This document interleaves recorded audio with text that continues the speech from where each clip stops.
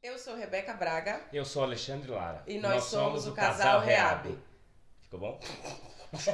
Super espontâneo.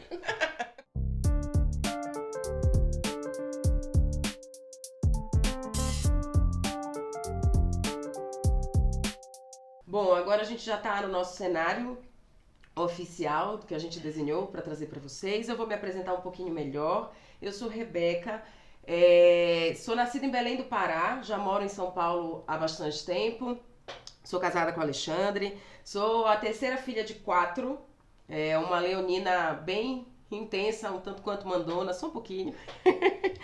E eu sempre gostei muito de estar em contato com pessoas e acho que a gente acabou entrando junto nessa ideia, pensamos juntos nesse projeto para trazer para vocês, e também por querer estar cada vez mais em contato com as pessoas que a gente desenhou o Casal Reab para vocês.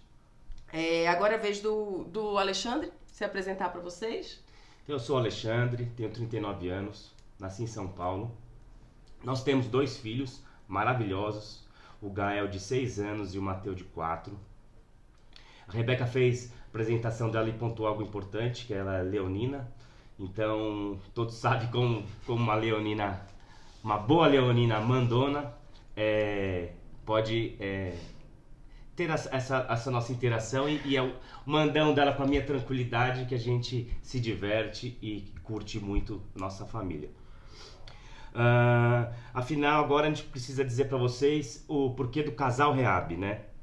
Então, Rebeca, pode dizer pra gente o porquê do Casal Reab? Então, explicando para vocês a ideia do Casal Reab, Reab vem de reabilitação.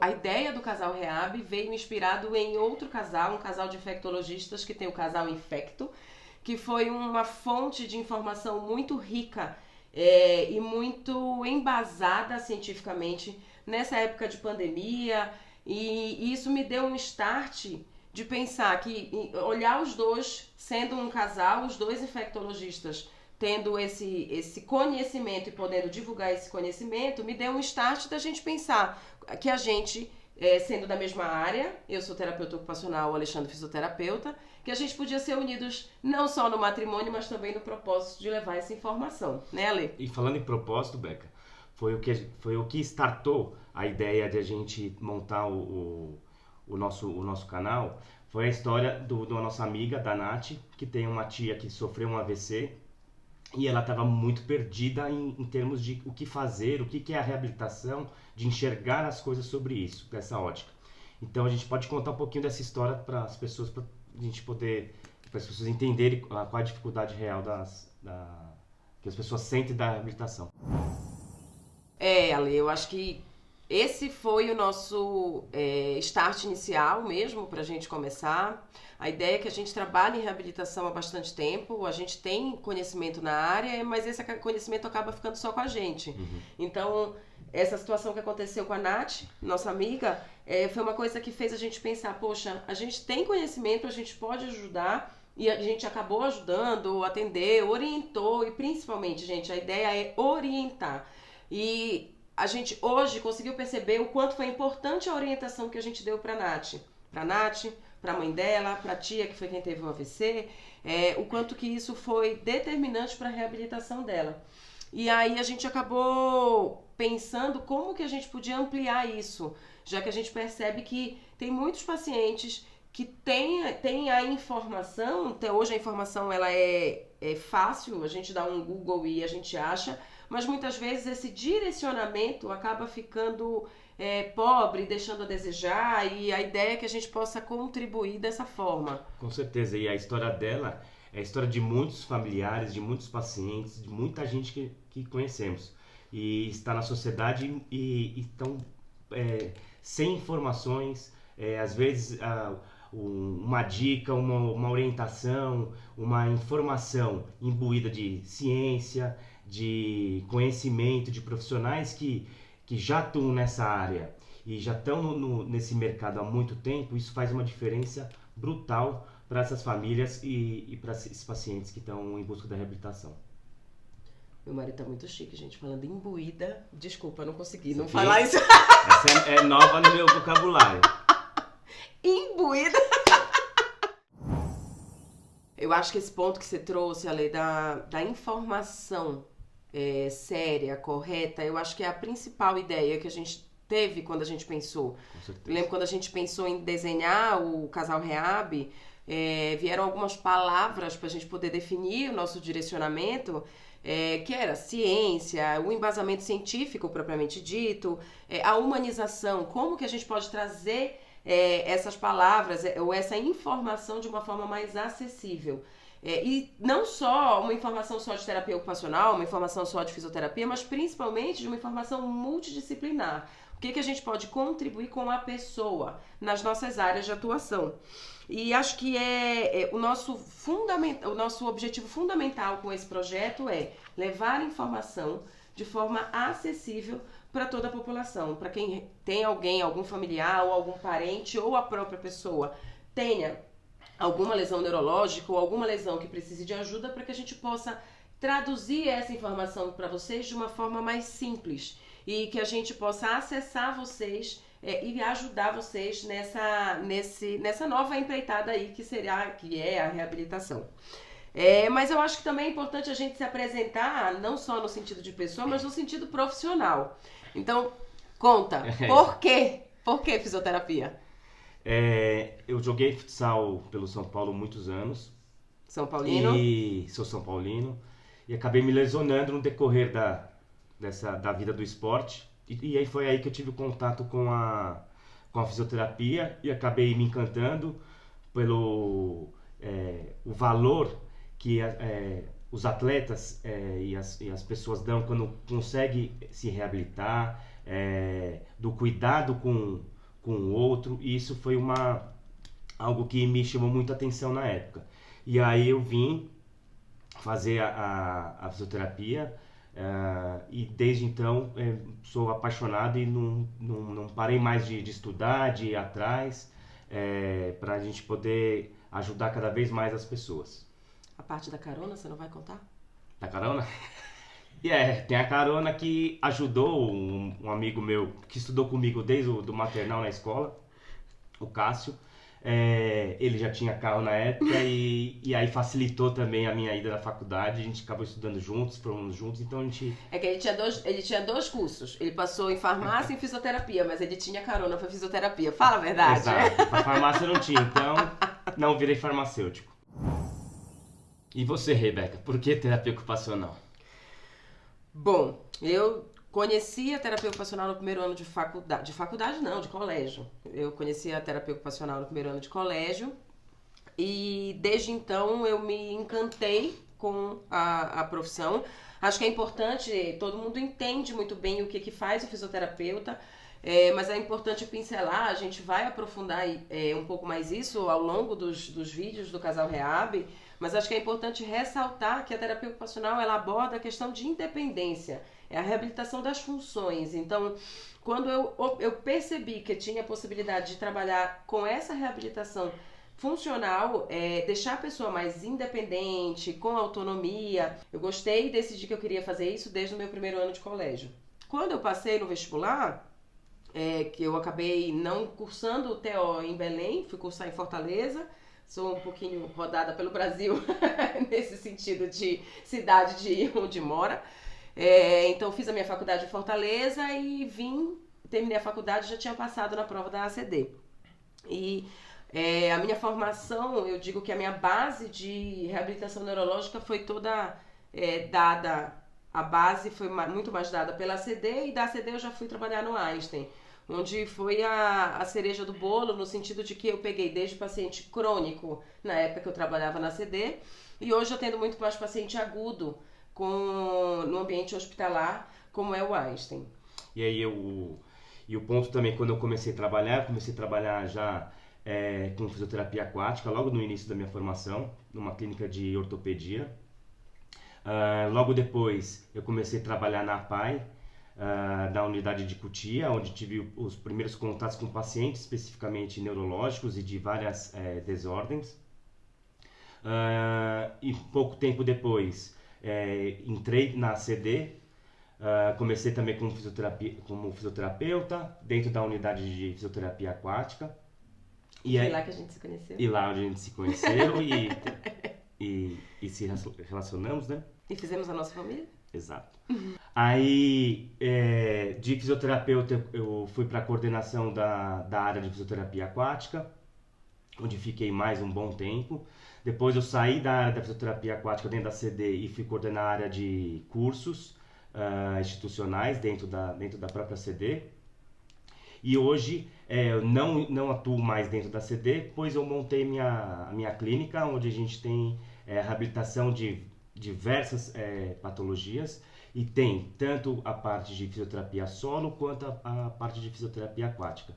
E aí desde então a gente vem crescendo com isso e trabalhando com as famílias, com os pacientes, com outros terapeutas também que atuam lá, para a gente sempre estar trocando informações, trocando ideias, estar sempre bem informado sobre a reabilitação. Que eu acho que é isso, a gente atua diretamente com a reabilitação. E a reabilitação, quando a gente tem, não necessariamente uma lesão neurológica ou uma lesão em si, acho que a gente trabalha muito com a palavra da recuperação. E a reabilitação é a nova roupagem dessa recuperação. É o que a pessoa entender, o que a pessoa está apta a retomar a fazer, a retornar a fazer, ou descobrir novas aptidões para essa pessoa e deixar ela com a melhor qualidade de vida possível.